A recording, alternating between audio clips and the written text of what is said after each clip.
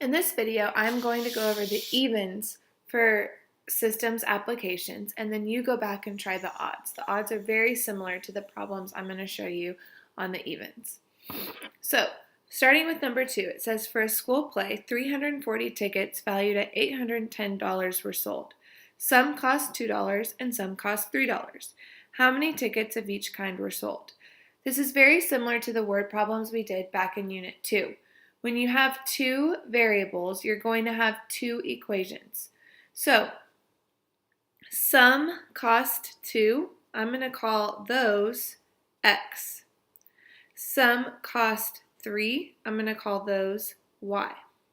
And then I have two totals here. I have a total of 340 tickets, and then I have a total of $810. So, one equation is going to represent how many tickets I have. The other equation is going to represent how much money I have. So when dealing with tickets, you don't have to include how much money. What I mean by that is the number of tickets, x, plus the number of tickets, y, is going to equal 340 total.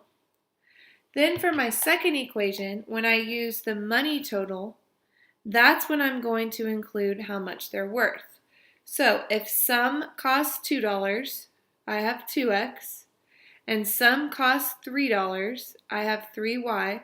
That is going to give me my total of $810. So the first equation is representing how many tickets I have. The second equation is representing how much money it cost. From here, you get to choose whether you want to solve using substitution or elimination. If you want to use substitution, I recommend getting x or y in the first equation alone since they don't have a coefficient. They don't have a number in front of them. If you want to use elimination, this one is already set up because my x's line up, my y's line up, and my equal to signs line up. Because of this, I am going to use elimination. But again, you get to choose the method you want to use. So, in order to eliminate a variable here, I need to multiply the top equation by something. I can multiply the top by -2 to get the x's to cancel, or I can multiply the top by -3 to get the y's to cancel. I'm just going to use -2 since it's a smaller number. When I do this, this becomes -2x, -2y, and -680. The bottom is going to stay the same. I'm not going to change the bottom at all. Now I'm ready to eliminate. So I'm going to add this together. My x's cancel, and -2y plus 3y is 1y. -680 plus 810 is 130. So I have 130 of the tickets that cost $3. I want to know each kind of ticket though. So now that I know that y is 130, I can plug this back into my original equation and solve for x. To get x by itself, I just subtract 130, and x is 210. These are super easy to check because your answer should make sense with the situation that you have going on. 130 plus 210 is 340, so I know it works.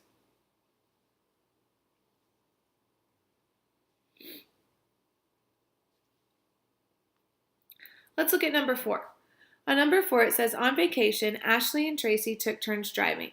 The distance that Tracy drove was 115 more than the distance Ashley drove. Together, they drove 235 miles. How far did each girl drive? So, I have two people here. I have Ashley, I'm going to use A for Ashley, and I have Tracy. I'm going to use T for Tracy. The distance that Tracy drove, so T equals 115 more than what Ashley drove. So T equals 115 more than means 115 plus, than Ashley means plus Ashley, plus A. Together, they drove 235 miles. So my second equation is going to deal with their total, which means t plus a equals 235. At this point, you get to choose whether you're going to use substitution or elimination to solve this. If you want to use elimination, you can move the a over and line up your variables. This problem is already set up for substitution because t is already alone. So I'm going to use substitution here. But again, you get to choose. Since t equals 115 plus a, I am going to take 115 plus a and plug it in for t.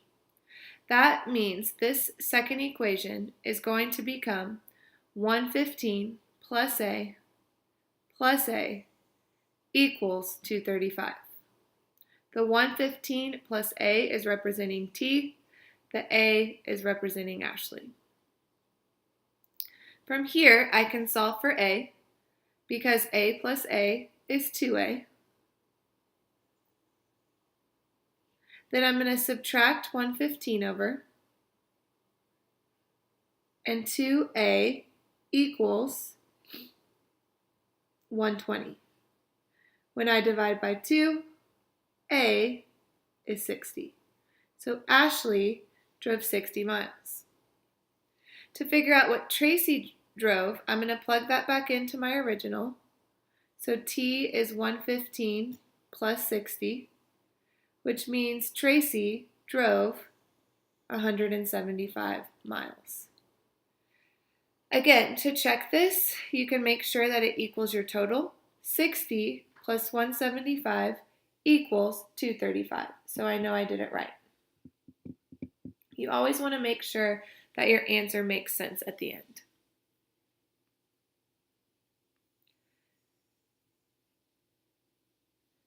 All right, let's look at number 6. On number 6, Chad and Andy went shopping in the same store. Chad bought 4 shirts and 2 ties and spent $104. Andy bought 3 of the same shirt and 3 of the same tie and spent $96. What was the cost of 1 shirt?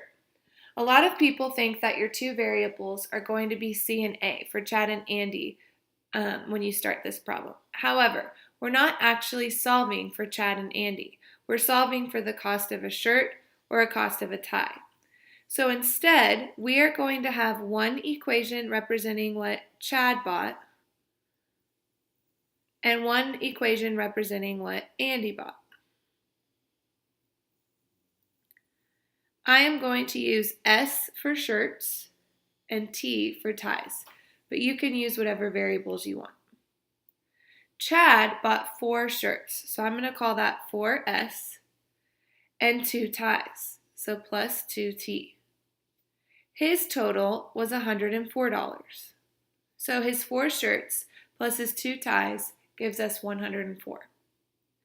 Andy bought 3 of the same shirt, so 3S, and 3 of the same ties, so 3T, to spend $96. These are our 2 equations. Now we're trying to solve for the cost of 1 shirt. You can use substitution or elimination on this problem. I am going to use elimination since my S's are lined up, my T's are lined up, and my equal to signs are lined up. Now, in order to get this to eliminate, I need to do some multiplying here. Since there is nothing I can multiply by 3 to get 4, or by 2 to get 3, I have to multiply both equations here. So I am going to try to eliminate the T's since I am only solving for the shirt. I want S to remain. In order to do that, I'm going to multiply the top equation by -3. I just took it from right here. And I'm going to multiply the bottom equation by 2. I just took the number from right here. By doing that, -3 times 4S is -12S. -3 times 2T is -6T. And -3 times 104 is -312. For the bottom, when I multiply across, 2 times 3S is 6S. 2 times 3T is 6T. And 2 times 96 is 192. Now I'm ready to eliminate the T's. When I add these together, negative 6t plus 6t cancels, and I'm left with negative 6s equals negative 120. When I divide both sides by negative 6, the cost of one shirt is $20.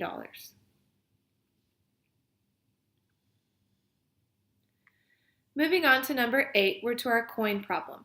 And if you look at 7 and 8, they're both very similar because they're both dealing with coins. When you have your coin problem, it's super important that you remember how much a coin is worth. So let's talk about that for a second. If I have 1 penny, remember, is equivalent to 1 cent. That is 0.01, not 0.1. If I have 1 nickel, that is equivalent to 5 cents. That is 0.05, not 0.5. If I have 1 dime, that is equivalent to 10 cents. And if I have 1 quarter,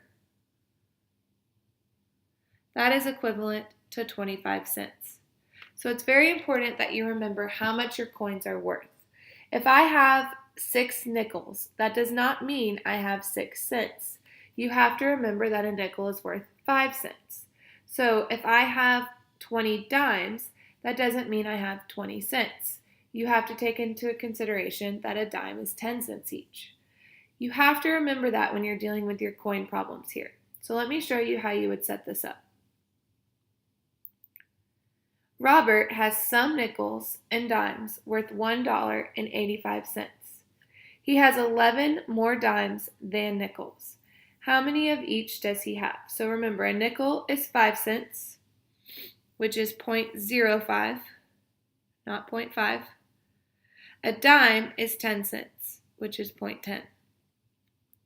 You are going to have one equation for how much money you have and one equation for how many coins you have. There is a difference. So, for how much money I have, I am getting 5 cents, or Robert is getting 5 cents per nickel, 10 cents per dime, to get the total of $1.85. When you have your money total, that's when you're going to deal with how much money they are worth. Then it says he has 11 more dimes than nickels. That sentence right there is dealing with how many coins he has. So I don't need to include how much they are worth. So 11 more dimes than nickels means his dimes is 11 plus nickels, 11 plus n. This problem is set up for substitution. However, before we start, I want to show you a shortcut to get rid of your decimals, so you don't have to deal with decimals the whole time you're solving. I can multiply this whole top equation by 100, and by doing that, that's going to move your decimal place 2 places for all of these, which means I can actually write this as 5n plus 10d equals 185. That way, you don't have to deal with the decimals anymore. Just make sure if you do that shortcut, you multiply all 3 terms by 100. All 3 of them will be moved over 2 places. Now let's solve using substitution. Since d equals 11 plus n, I'm going to take 11 plus n and plug it in for d. When I do that, this becomes 5n plus 10 times 11 plus n, I'm plugging in that whole thing for d, equals 185. Next, I need to distribute. So the 5n stays. 10 times 11 is 110. 10 times n is 10n. And now I can combine like terms. 5n plus 10n is 15n. I subtract 110 on both sides, and 15n is equal to 75. When I divide both sides by 15, I find that Robert has 5 nickels. It asks how many of each does he have. So if he has 5 nickels, then I can plug this back into the original. 11 plus 5 means he has 16 dimes.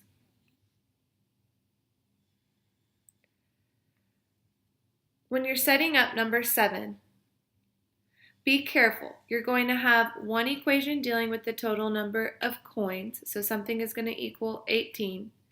And then you're going to have one equation dealing with how much money you have. Remember, you only have to include how much the quarters and nickels are worth with your money equation. You don't have to do it with your 18, your coin equation. All right, last problem we're going to do on this video is number 10. On number 10, it says there are 1,728 freshmen and sophomores in a school. There are 3 times as many freshmen as sophomores. How many of each type are there? So I'm going to use F for freshmen and S for sophomores. If there are 1,728 total, then F plus S equals 1,728. There are 3 times as many freshmen as sophomores. So as sophomores tells me I'm going to multiply the 3 times the sophomores. This problem is set up for substitution. Since F is already by itself, I'm going to take 3S and I'm going to plug it in for F. When I do that, this becomes 3S plus S equals 1,728. Well, 3S plus S is 4S. And my next step is to divide both sides by 4. When I do that, I find that there are 432 sophomores. If there are 432 sophomores, then to solve for the freshmen, I can plug that back into the original. 3 times 432 is 1,296. You can always double check this by seeing if those two numbers equal your total. 1,296 plus 432 does equal 1,728, so it makes sense. So now that I've done the evens with you, I want you to go back through and try to set up and solve the odds. Remember to use my examples for help, and remember you can choose which method you want to use. If your variables are lined up, I would recommend using elimination. If you have a variable alone, I would recommend using substitution. But again, it's completely up to you.